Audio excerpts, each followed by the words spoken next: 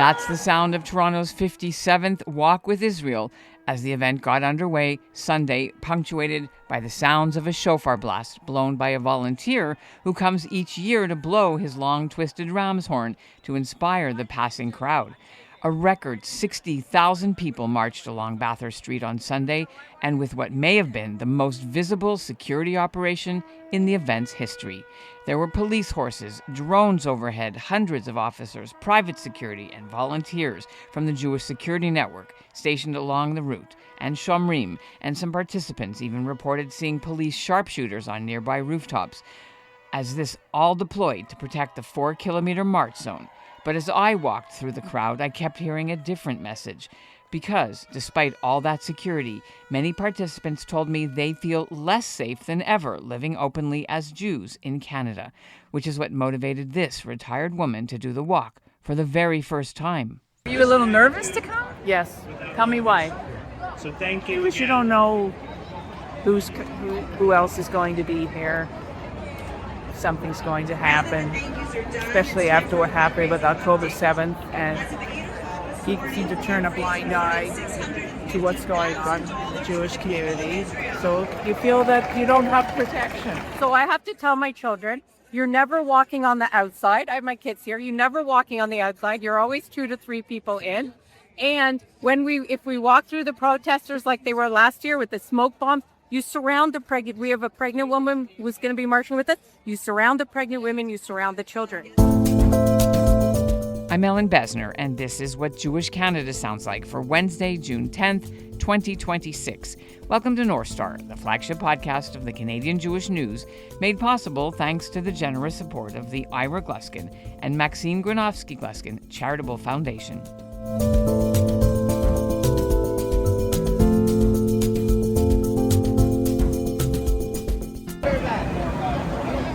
Those participants' concerns weren't lost on Toronto police. Security for this year's walk started to be planned last year, right after the last march, and it was visibly larger than in previous years. Before the march started, Chief Myron Demkew was at the warm-up party near Temple Sinai, greeting dignitaries and shaking hands with kids. I asked him what participants could expect. Well, we're hoping today goes peacefully and as uneventful as it possibly can. We have a lot of resources here. We're working with private security and the community organizers. We're going to do everything we can to make this a successful day. And did you have any investigation update on the vandalism at the synagogue overnight on Saturday? No, not at this time. Okay, thanks. One message to the Jewish community and all the people that are here for allies today. What's your message? The message is let's stand in solidarity and let's stand together and make sure we support one another during these difficult times that our Jewish colleagues and friends are experiencing. We stand together against hate, antisemitism. We stand together in unity. Thank you so much. This year's walk was the first since all the Israeli hostages or their remains have been returned, so the sense of grief that pervaded the last 2 years' editions was absent. Instead, I heard vocal frustration with many of Canada's political leaders for the continued attacks on synagogues, including 2 more within hours of the start of the walk, one at Temple Emmanuel Beth Sholem in Montreal, and the other in Toronto just a few blocks away along the Bathurst corridor. And while Prime Minister Mark Carney tweeted social media messages deploring the attacks, his long-awaited anti-Semitism speech that he delivered earlier in the week at a Toronto synagogue was receiving poor reviews here.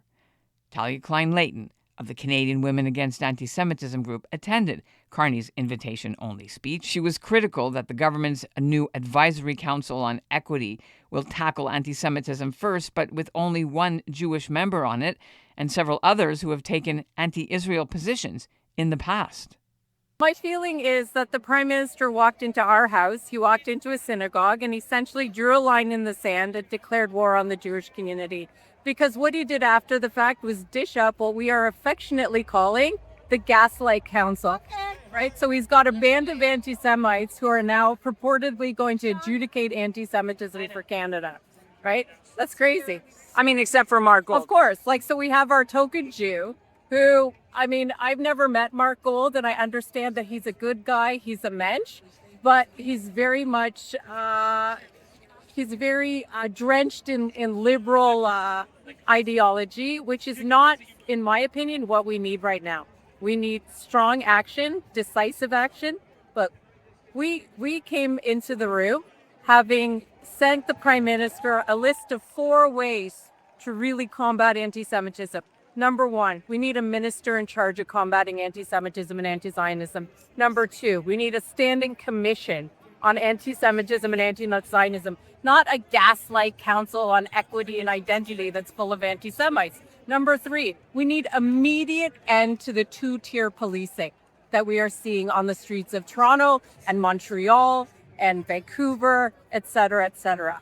Number 4, we need an audit of every publicly funded agency in this country to understand where they stand on geopolitical neutrality. Because we cannot have women walking into rape crisis centers and having to take out their Jewish identity, take out their Zionist identity in order to get service. We're speaking, last question, we're speaking this past weekend, you had 2 synagogues attacked. This one in Montreal over the Friday morning, and then this one in Toronto yesterday. Yeah, my understanding is there was another incident in Ottawa as well, where a family had swastikas chopped outside their house. And you know what? When your hair's on fire, when your house is on fire, you don't form a gaslight council in order to study what heat is, right?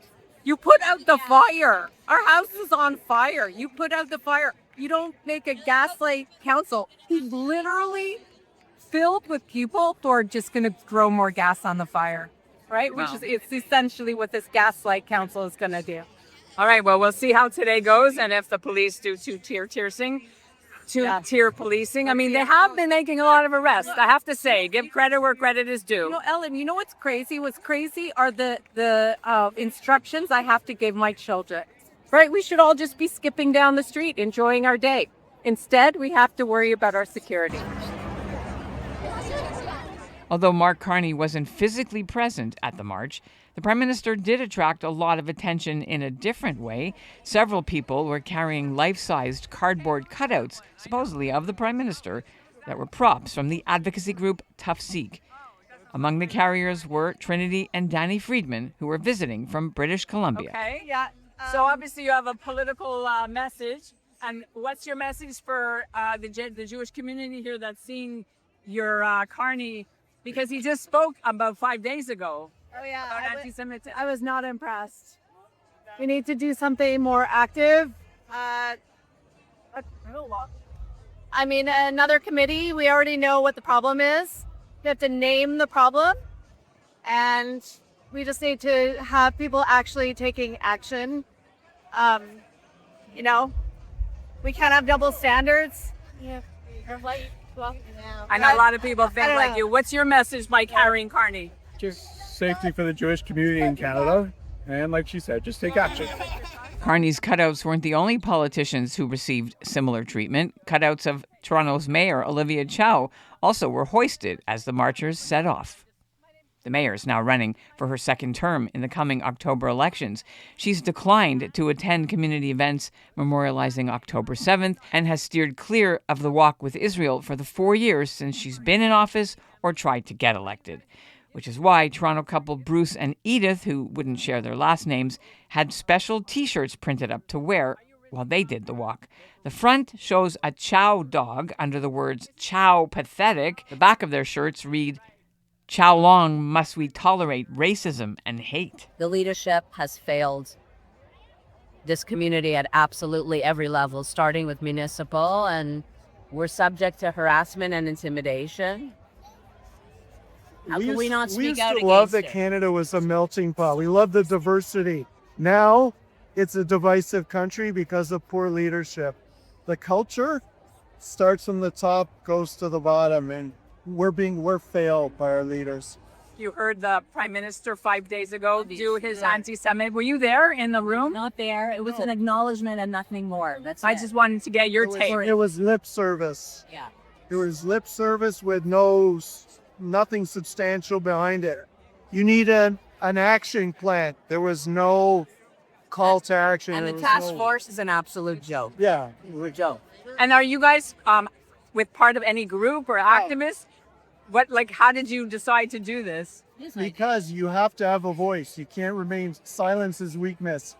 You have a chow at home, like an actual we do dog? not. We have a dog, but We not have a the chow. underdog. What kind of dog do you have? Japanese. Havanese. Okay, there. As the walk passed under the Highway 401 overpass at Wilson Avenue before turning north onto Bathurst, the sounds of the shofar reverberated and echoed off the concrete. Alan Reisler is always at this event to blow his shofar, even though this year he had a little competition from one marcher who brought her air horn and tooted in unison with him as she passed by. Okay, stop for 1 second. Why do you do this every year? I do this every year because I've been given a gift to blow the shofar, and it's the sound of the shofar that resonates to all people in all languages and goes literally right through the soul. So it's a gift that I was given. I love our people.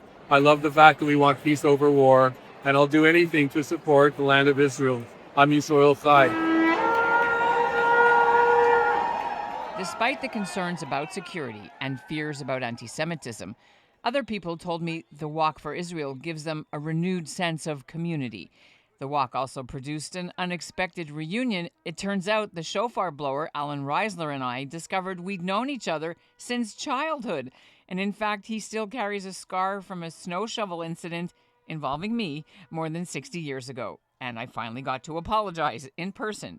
Thanks to the walk. Butchie. I used to call him Butchie. I was Butchie. You're Butchie. I'm Butch Reisler. Hold on. Did a little girl split your lip open with her? Tell me that shit. Ellen, Besner, right? Yes. Oh my goodness. I have, by the way. Israeli-Canadian activist and television personality Shai DeLuca said he fights anti-Semitism 364 days every year, and participating in one day like this gives him the energy he needs to keep doing it. An event where young people could wear their Stars of David on the outside of their shirts without fear, or paint their faces blue on one side and white on the other, as these Israeli teenagers, John and Adi, did. They're here for a year on the Shin Shinim program, doing community service in diaspora Jewish communities before they join the Israeli military. All right, you're giving out bamba. No drama, And also, no obviously, if you're a bamba. busy person. I'm a Bisley person, not a bamba person. Yeah. Baduk shanei bawak achi. I The love best, the it. best. Did you guys come last year, or this is your first year? This is the purpose. Wow. Yeah. And being a Shin in Toronto, with all the anti-Semitism that you noticed, was it a surprise to you? So I think the community here letting us feel at home from day one. So we're walking and people giving us hugs and let us feel just the warm feeling of home. But do your parents call you and say, what's happening in Toronto? It's so dangerous. Of course they did, but you see this is our pride, and not just this, all the heritage we got from our ancestors, and this flag, this is our life, and this is our story, and this is what we need to do right now. Coming up, find out whether the security prepared to cope with anti-Israel protesters was better than in previous years.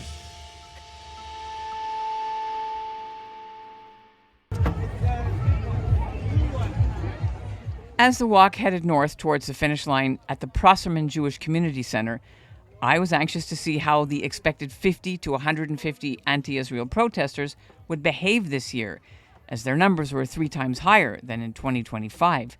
Since October 7th, those protesters have been permitted to form a gauntlet on both sides of the march at Bathurst and Shepherd. They've released smoke bombs. They've infiltrated off-limits side streets along the road, and to the ire of many walkers, some were even permitted to walk alongside pro-Israel marchers last year for a bit until they reached the designated protest area. Adrienne Nussbaum says she came prepared. Well, I know there's going to be protesters, so when they start with their anti-Semitic chants, I have a counter chant, and it goes like this. It's 2468, teach your children love not hate. Because I've done it before at other protests, and it actually silenced them for a few minutes. They were like this. They didn't know how to respond. Well done. Let's see if you don't have any problems. Let's hope. Let's hope not. Good luck.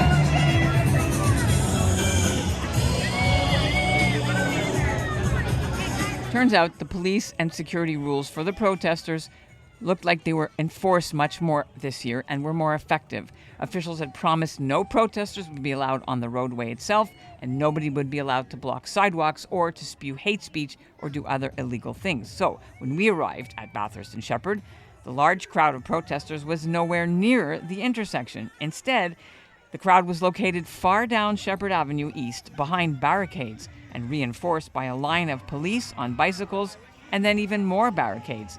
So unless you were in the media like I was, you weren't even allowed to approach or walk on the protesters' side.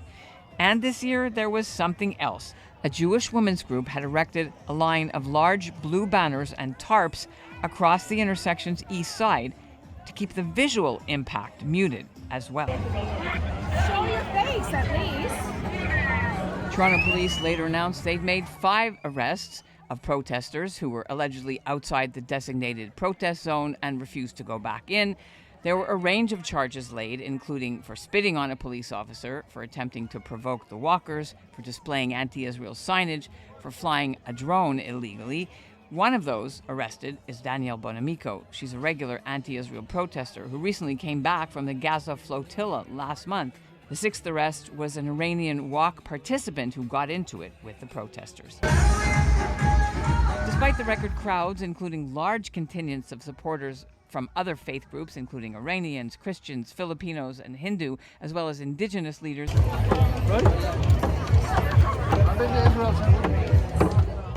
fundraising was less than half the tally from last year. UJA Federation of Greater Toronto had hoped to raise $780,000 to send to rehabilitate Israelis still impacted after nearly 3 years of war. But officials said by day's end they hadn't yet met that goal, just over 85% of the way there at $650,000.